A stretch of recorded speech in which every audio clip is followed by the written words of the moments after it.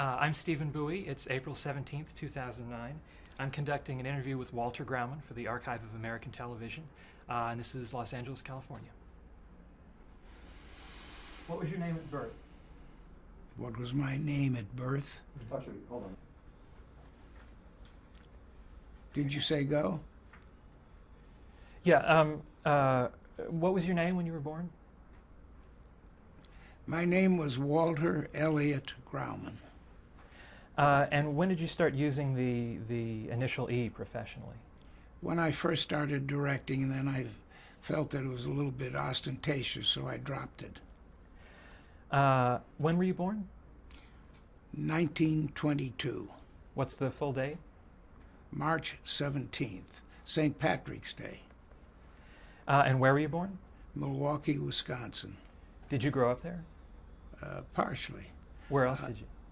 I moved to Tucson, Arizona when I was about 13. My father had died and my mother's health wasn't good, and so we moved to, we came here to Los Angeles for a year, and I went to grammar school here for a year. Then we went back to Milwaukee, and then we moved permanently to Tucson.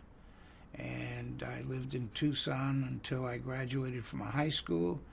And then I went to the University of Wisconsin, and right after Pearl Harbor, which was December 7th, 1941, I enlisted in the Air Force, Air Corps at that time, and was called to active duty in 1942. And Before we get to your war service, can I back up just a little bit? you can back up anything you want. Can you tell me your parents' names and what they did?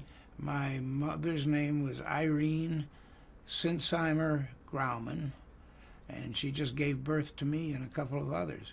And my father's name was Jack Grauman, Jacob Samuel Grauman to be exact, and he owned theaters through the state of Wisconsin. Now, are you related to Sid Grauman? Yes, second cousins. Okay. Did you have any hobbies growing up? Fighting. You can't see, but I'm not very tall, and as a kid, you find that it'll be a challenge with every other taller kid. So that was not truly my hobby, but it was an occupation. And when you were growing up, what did you want to be? A pilot. And I became a pilot during World War II, and I was in Europe and flew 56 combat missions from the island of Corsica and the mainland of Italy up the Brenner Pass and to Austria and southern France, and had a great and scary time. And when you got out of the war, what did you do? Did you go into television right away? No. I got a job at Universal Studios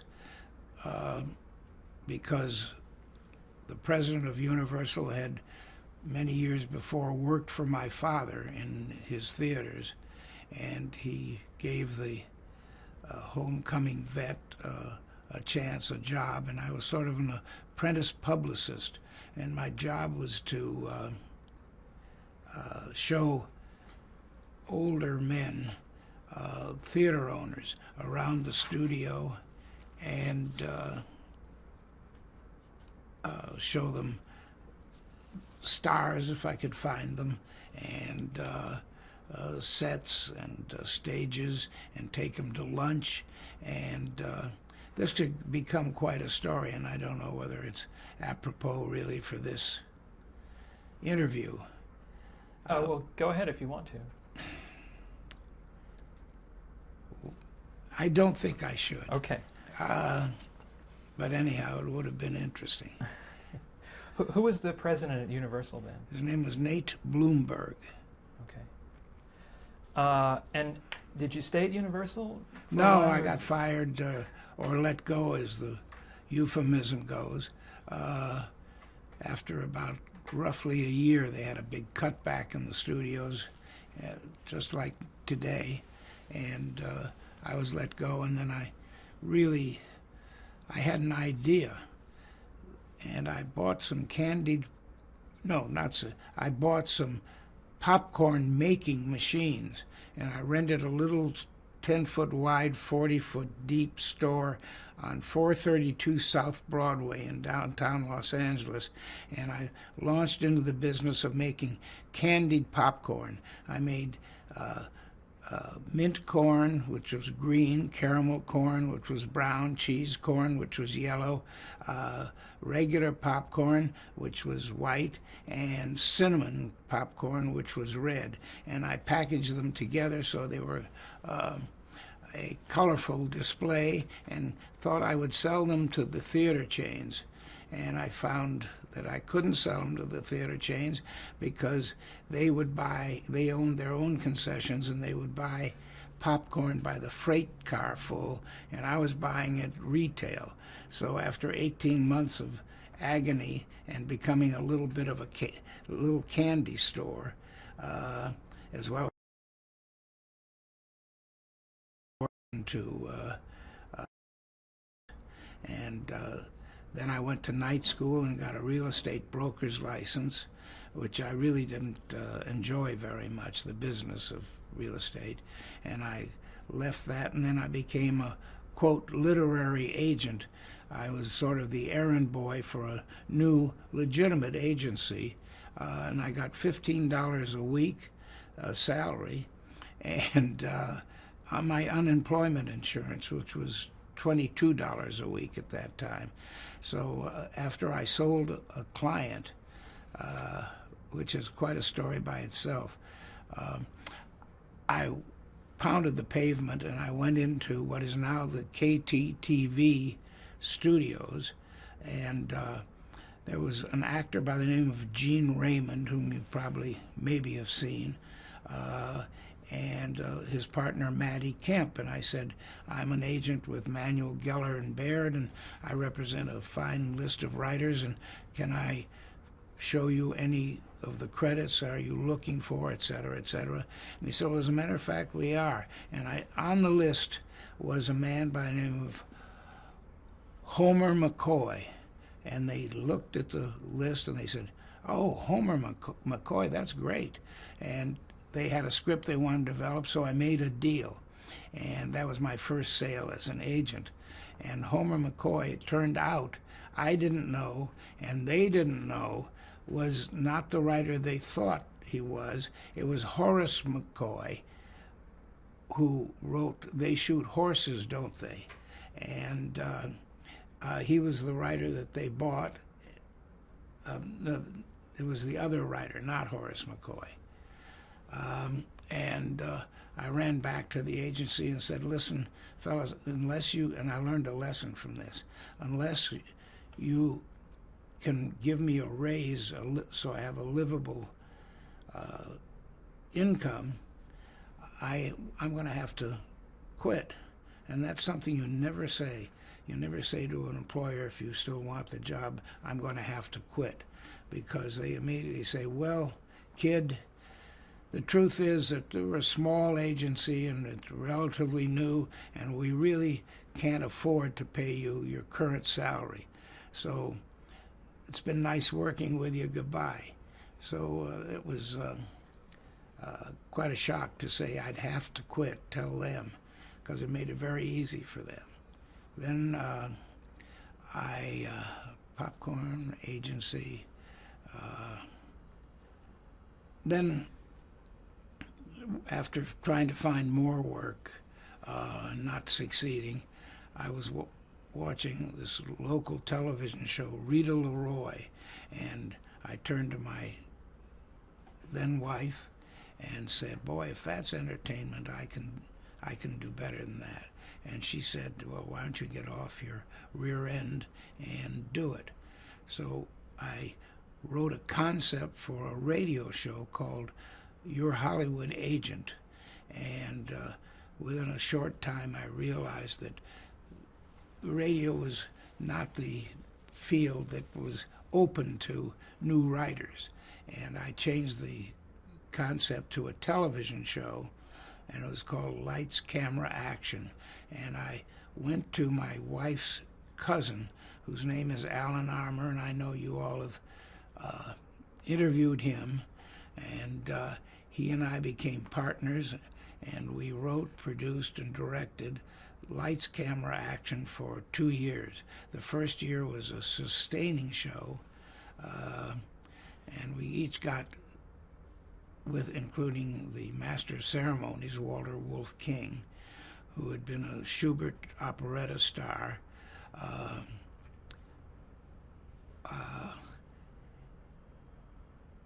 We got $22 a week apiece out of the show. And speaking of Walter Wolf King, there are a couple of stories I've got to tell, so they can be recorded for posterity. Please Walter, do. Yeah, go ahead. Yeah, please go ahead. Walter was a lovely man. He was big and imposing looking. He starred in, or co-starred in, some of the Marx Brothers pictures after he'd left Broadway. But he was very nervous with live television. And when we were on the air one particular time, he said, I want to reintroduce to you Miss Marge Pemberton, whom, as you may remember, last week was pricked by both Pine and Thomas. And the audience started to break up. And poor Walter didn't know what he'd said. And he was so stunned at what they were laughing at that he stumbled through the rest of the show. And then another time he had said,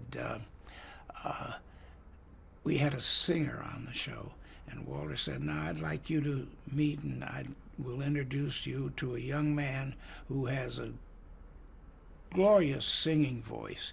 We often do not have singing characters competing on the show, but after you hear this next boy, you'll know why. And again, the audience broke up, and I just wanted to tell those two stories about Walter. So, no, well, those are the kinds of things that could happen in live television. oh yeah, oh my God, yes. You mentioned that Lights, Camera, Action started as a sustaining show. Can you explain what that means? It means that the local station, it was KNBH, I believe it was at that time, NBC station, paid us $100 a week to write, produce, and direct these half-hour shows. And the $100 was split up between the three of us, Alan, Walter, and myself. And sustaining means that there is no commercial sponsor, and it is paid for. The expenses of producing the show or expenses of doing the show are paid for by the network or station, local station. And the second year we sold it to a local car dealer. I'm trying to remember his name. I know it very well, and it'll come to me. And it became a successful show. And then the NBC network called us and said, listen, we'd like to put this show on as a summer replacement. And now, mind you, we were making $100 a week for this show, for the three of us. No, I take it back. We were making much more than that, maybe $500 a week, because of the local sponsorship. Rick Caruso, that's the son, H.J. Caruso, who was a big car dealer, was the sponsor. And his son today is an enormous success. He's built the large mall near the farmer's market. Oh dear, what's the name of it? The Grove? The Grove, yeah. Oh. The son, Rick Caruso, built that, and he built another one recently in Glendale, which is I think it's called the Americana or something like that. He's the son of our original sponsor. The network called and said, we'll put the show on as a summer replacement. And we said, oh, gee, that's great. And what we did in those days, now this was 1950, we kinescoped the live show as we did it. And the kinescope, for those who might want to know, is a 16 millimeter film which records the television image on film, as opposed to it's being done as a live show, quote, live.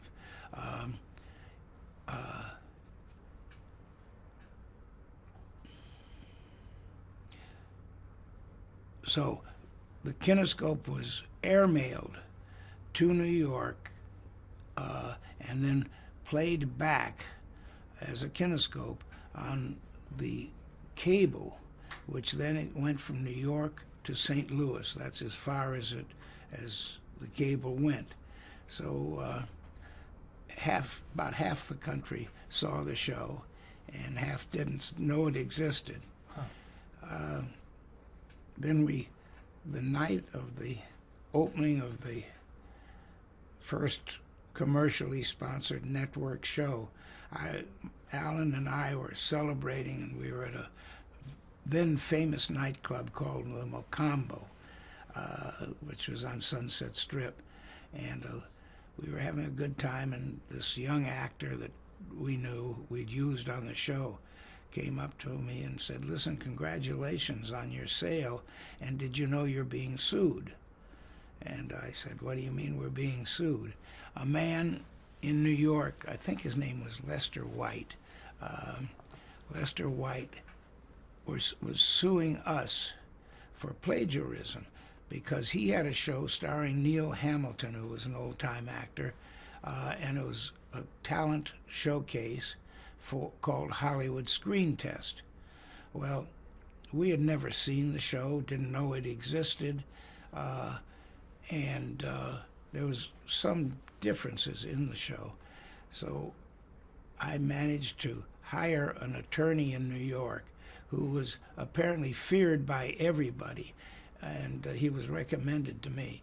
He was the man who, as a federal prosecutor, had sent Rudolph Abel. I don't know whether that name means anything to any of you, but Rudolph Abel was a Russian spy, and our attorney is the man who sent him to federal prison. And later on, a few years later, there was an exchange of spies, the Russian for the American and vice versa. And I thought that was interesting because the minute Lester White and his gang of lawyers heard that this particular attorney represented us, they immediately dropped the suit and said, let's make a settlement. We made a settlement on a very minor thing. So Lester White's show was similar to yours. Can you tell me what the format of the show, of Lights, Camera, Action was? Yeah. Can you describe that? Yeah. Alan and I wrote a 5 to 7 minute playlet, which really started at the just before the climax of the particular play, and went through the climax and through the denouement, and we selected in open auditions young professional actors, and a number of them were well known later in the business. Beverly Garland, Harry Lewis, and Marilyn Lewis, who met on the show and later became married. And then later on, you and I had lunch today at the Hamburger Hamlet, one of a large chain which they established and ran for many years and finally sold. There was a chain all over the country.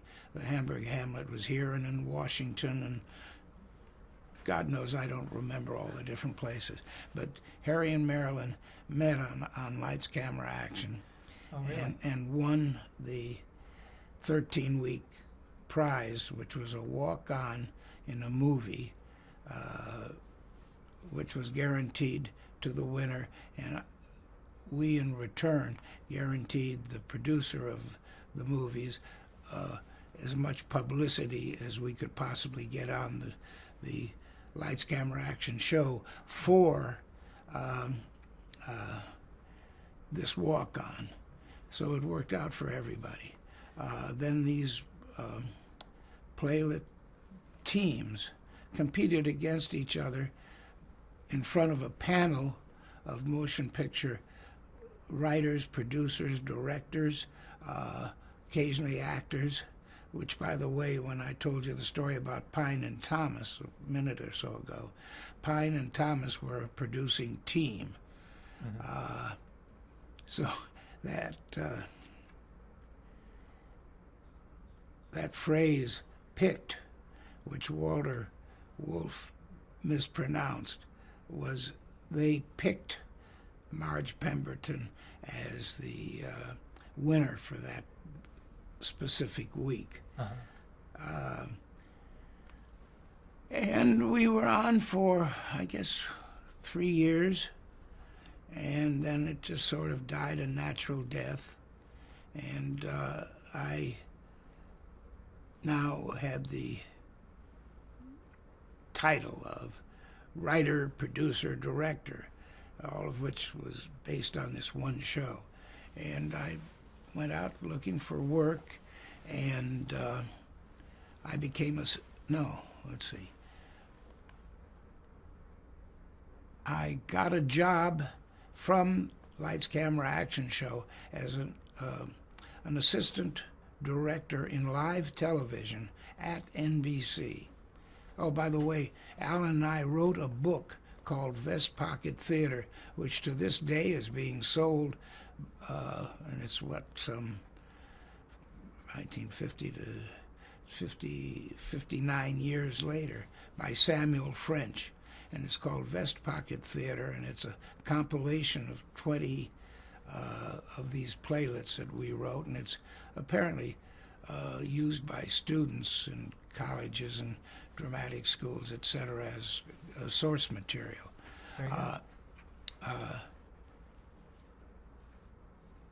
So, where was I? well, so you Lights, Camera, Action ended, and you'd been a director and a writer and producer in local television. Then you moved to network television. No. First I was employed by the local station as an assistant director.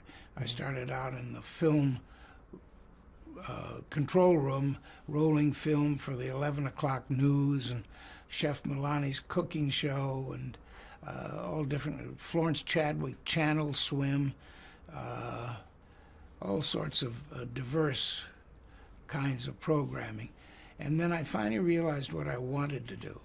And what I wanted to do was to direct dramatic shows. And the drama was really on the network. So I went to a man by the name of Bob Corwin, who worked for NBC, and he was kind of in charge of the pages and administrated assignments. So I said to him, look, I've got a published book, credentials, and I'd like to work for the network to do dramatic shows. And he said, not a chance. And I said, what do you mean, not a chance? He says, well, if you didn't start as a page here and work on the parking lot and work your way up in the table of organization, there is no chance of your working for the network, which really sort of annoyed me. Because you didn't have to have talent, you just had to be a good parking attendant. Anyhow, so I made up my mind I was going to get to the network, and every time there was a new big executive transferred here from New York, NBC, I would be camp on his doorstep, and I'd go in and I'd pitch myself as a potential director of network television.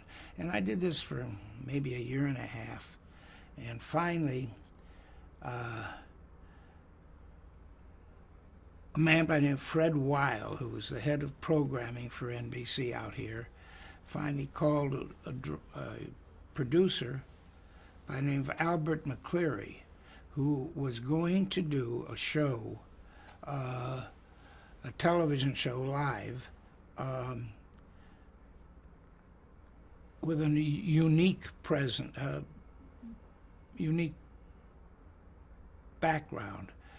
Actually, the background, there was no background. It was a dramatic half hour called Cameo Theater. It was a summer replacement, and all of the acting and the actors played their various roles against a totally black backdrop. So they worked on stools for chairs, and everything was done in close-up. Like this size, and each story was told only in close-up, so the background had no meaning. It was just faded away. And I did one with Steve McQueen. Really? Yeah. He was a nobody. He was a kid who wanted to be an actor. And he played the role. This is sort of interesting. Roald Dahl wrote a short story about an inveterate gambler, young guy. And Steve McQueen played that role, and he plays the character who's on the French Riviera, and he'll bet on anything. And a man I forget who played it now, bet him that he couldn't make his lighter, which he had a habit of flicking on and off, couldn't make his lighter light 5 times in a row. And McQueen took the bet. And the penalty, if it failed to light, every time it failed, the other gentleman had the right to chop off one of Steve McQueen's fingers. And it was, needless to say, it was kind of a grotesque story. But Albert McCleary liked it, and he liked what I did with it directorially, so he gave me another assignment. And I did that, and then he put me under contract for Matinee Theater, and I did dozens of them. I don't even remember the number. Can I just jump back and ask what it was like working with Steve McQueen at that junction? As I remember, it was very pleasant. I had no problem with him. We remained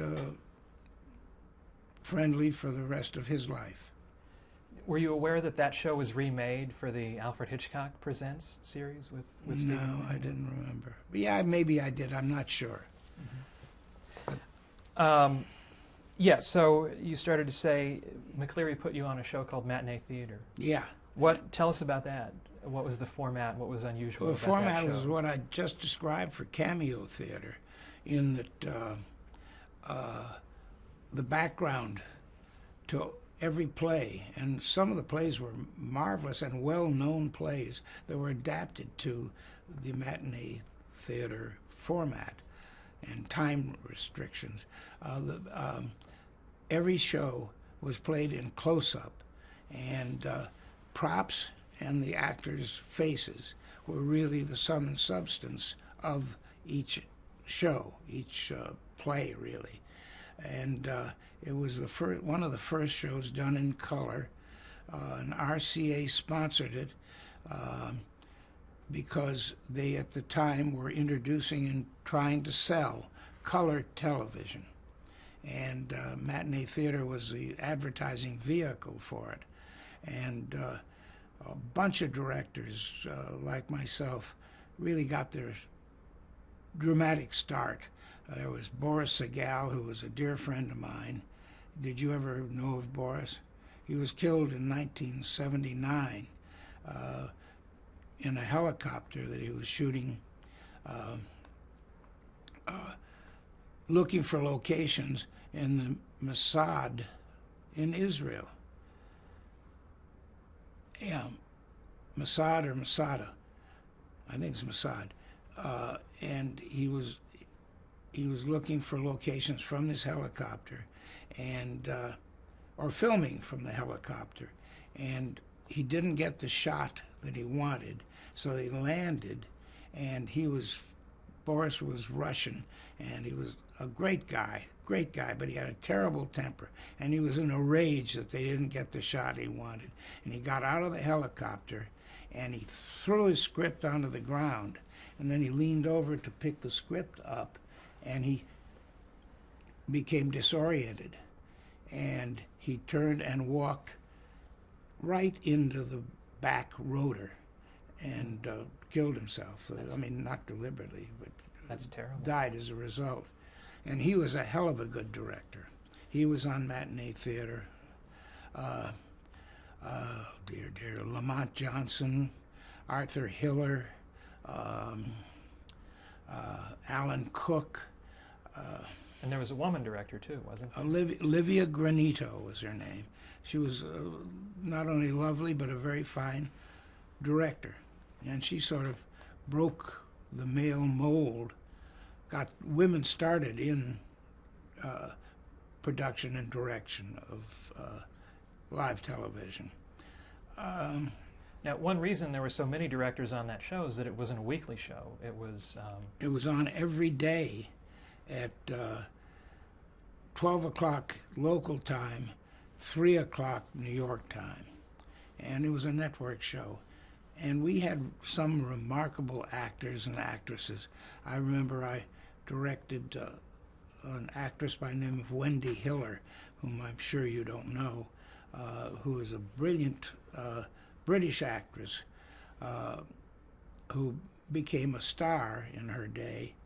And she came over here, and I did 2 shows of Matinee Theater with her. One was called Anne Veronica, and the other was, I forget the title. Anyhow, Sarah Churchill, Winston Churchill's daughter, I directed in a Matinee Theater. And there's quite a story about her. yes. Well, I think go ahead and tell us that because it's. All right. You sure? Yeah, please. All right. Sarah, who was a charming lady and a very handsome woman, came here to Los Angeles when we rehearsed the show, and everything was fine. And I took her home after the final rehearsal and dropped her at her agent's house. The agent was Lillian Small, who was a well-known film agent and television agent at that time. And I said, I'll see you tomorrow at 4 o'clock in the morning, because that's when we gathered at NBC Burbank Studios, and we had a run-through. We had been camera blocking the day before. We had a run-through and a dress rehearsal, and then airtime. And Sarah, who was supposed to be there at 4, I think it was, didn't show up. And we're all getting a little crazed because we can't find her. Her agent doesn't know where she was.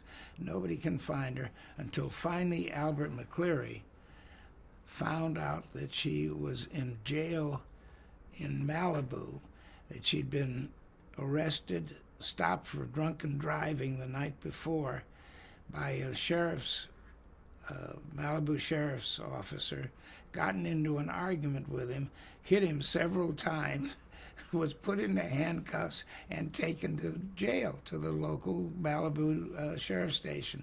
And there she stayed until Albert McCleary found out where she was, and I pulled all sorts of strings to get her released. And she showed up about 5 o'clock or 6 o'clock. And what was remarkable to me, she walked in. She must have had a terrible hangover to have been that drunk, and walked in, and she, with the greatest dignity, said good morning to everybody, never mentioned where she'd been, never apologized, never said anything about it, got into costume, did the dress rehearsal, and we went on the air. And she did a very, very good performance. The curtain came down. I said, it was lovely working with you. She said, I loved working with you. And the whole scene was never mentioned by anybody to her face, nor did she mention it to anybody else. And so that one came off, but were there times when something went wrong on the air and it was apparent on matinee theater? There's only one that I can think of, frankly. I hired Primo Canera. Primo Canera had been, for 10 minutes, the heavyweight champion prize fighter of the world. And he was a giant of a man. He'd been discovered in a traveling Italian sideshow, carnival, as a weightlifter and a physical. He was about 6'8" and big. I don't mean a skinny one. And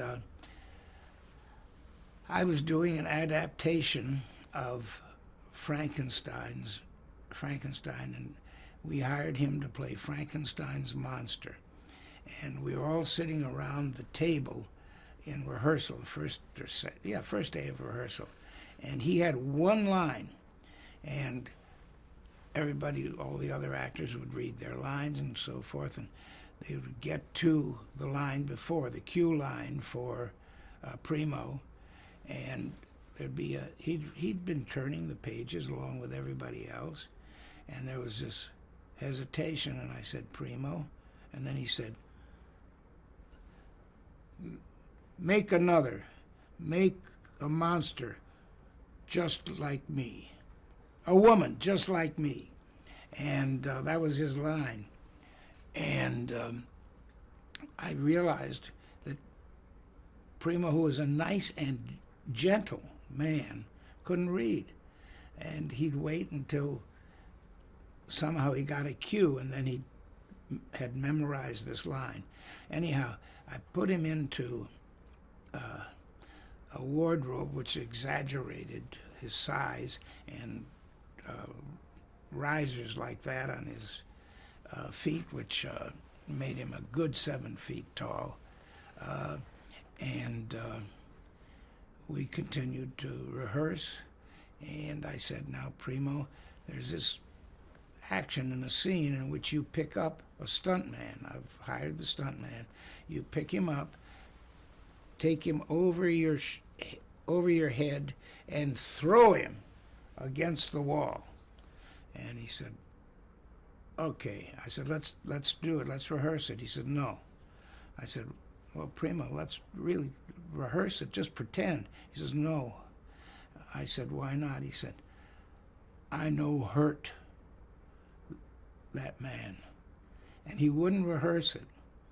And so we get on the air, and we get to the point where Primo is supposed to grab the stuntman.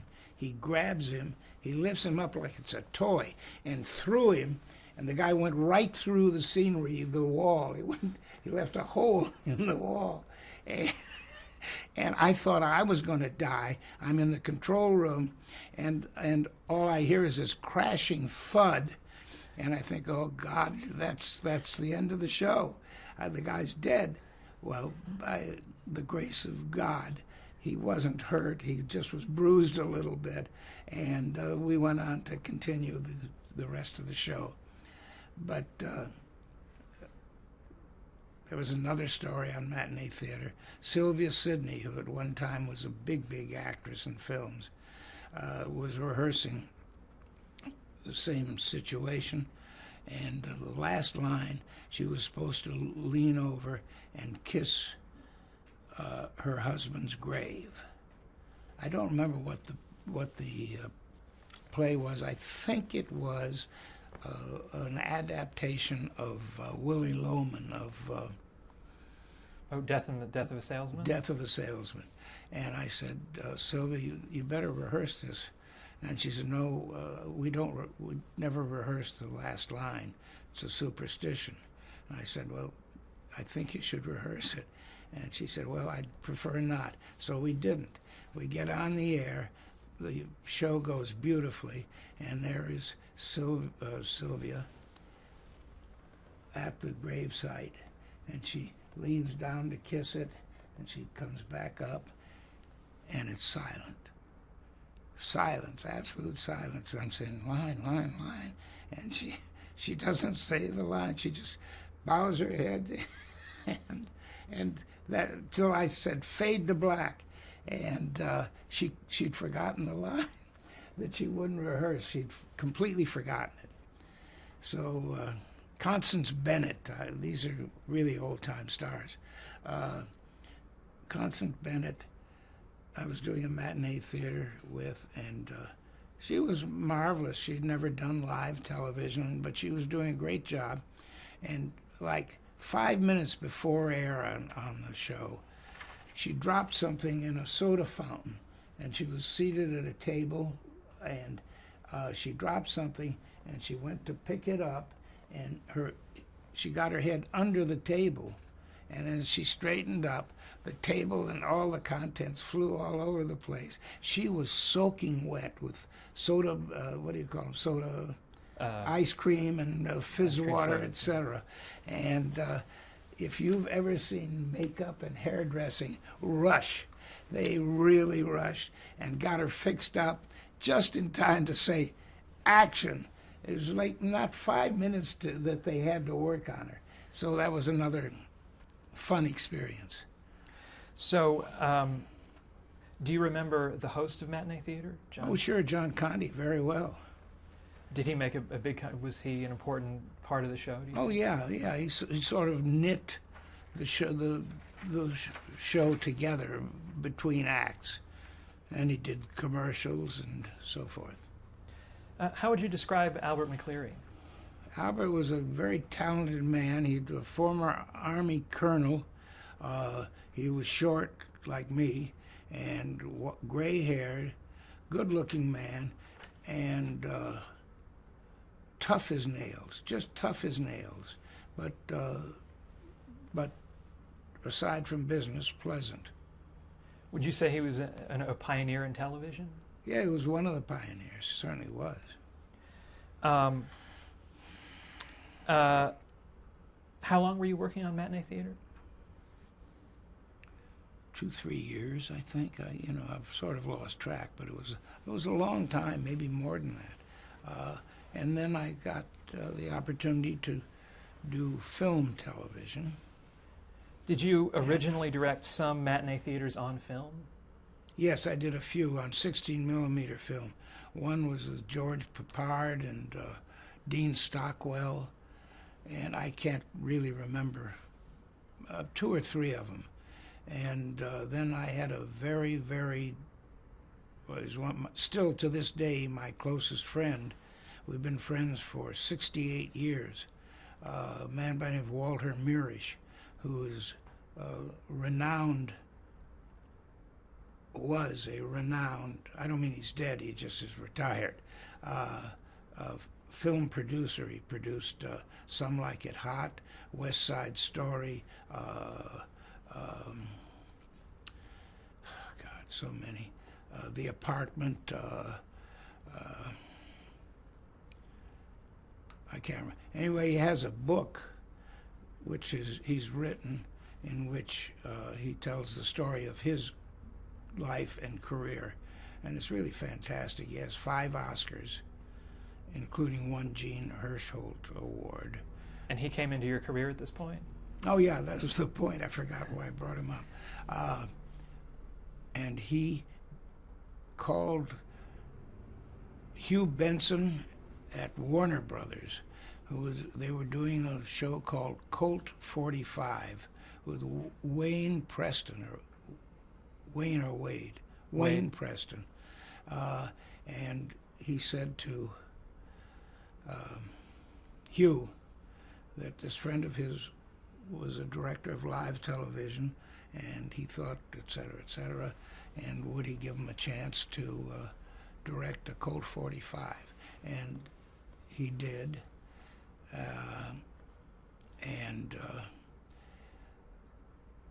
I worked with the one actor I remember played a tiny, tiny part, and his name was Charles Bushinsky, and his real name, I mean, his stage name was Charlie Bronson, who became a big star. Could you tell then that he was going to be a big star?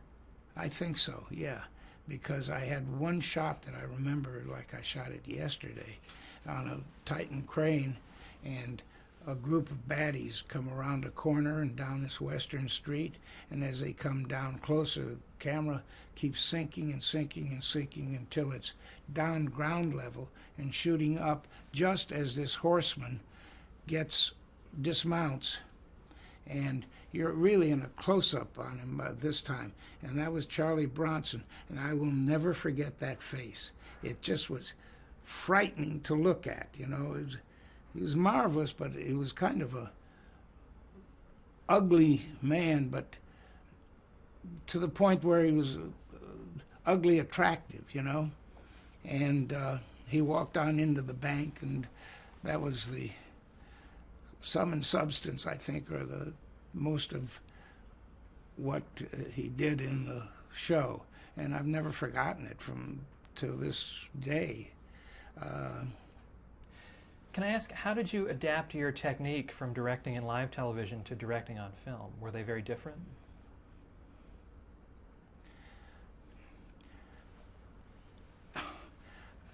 I didn't change my visual sense from live to film. I adapted film to live, which sounds peculiar, but I see dramas or pictures, motion pictures, in a certain way. And I used to, in live television, I used to diagram every single shot. I had used red for the camera, and it was always on the blank page of my script. I would diagram the camera move in red ink, or pencil, I mean, red pencil. I used blue pencil and the initial of the character for the actor, the position of the actor. And I would do tracking shots they were what I conceived in my mind, and then I would work it out with the script and move the actor and the camera accordingly to what I envisioned. In live television, matinee theater, Albert McCleary didn't want any set, as I told you before. And I used to get decorators' books, big books of various rooms, classic rooms, and I would look at the room and I would steal what appealed to me from the still picture and use that as furnishings in the set that I drew. The set was just black, and for years I did that. And my wife enters. Where did I leave off, Steve? Well, we'd like to, let me go back and ask you one more question about live television. When you were doing matinee theater, were you aware of the blacklist? The, McCarthyism, No, I was, oh yeah, I was aware of it. But on the Untouchables, I hired Jeff Corey. Do you know that name? Yeah, he was a character actor. Yeah, it was. He an excellent actor, and he ran a actor's school, which was highly, highly respected. But he had been blacklisted, and on The Untouchables was the first time that he could be hired as a, quote, non-blacklisted actor. And what he did, he called the New York Times and told them he'd gotten his first job after blacklisting on The Untouchables and etc. And he almost killed the job for himself. ABC had a fit when they became aware of the story, and they wanted us to replace him, and Quinn absolutely refused, and I, whatever my weight was, I refused too, and so he played this role. Was it a fight to hire him in the first place? Well, we were told that he'd been blacklisted, but that the blacklist was no longer as important as it. I'll tell you a great story about blacklisting. Are you rolling? I did a Naked City, written by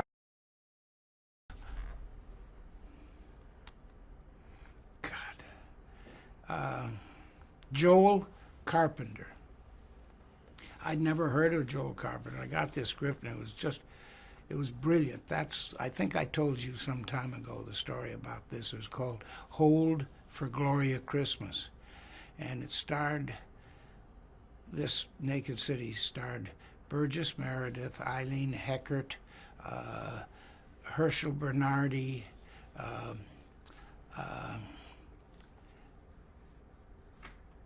Jessica Walters, who at that time was cast as Girl in Green Pants. She had nothing to say, but in New York you hired her, not as an extra, but as an actress. And a young man whose character name was Greenwich Village Poet.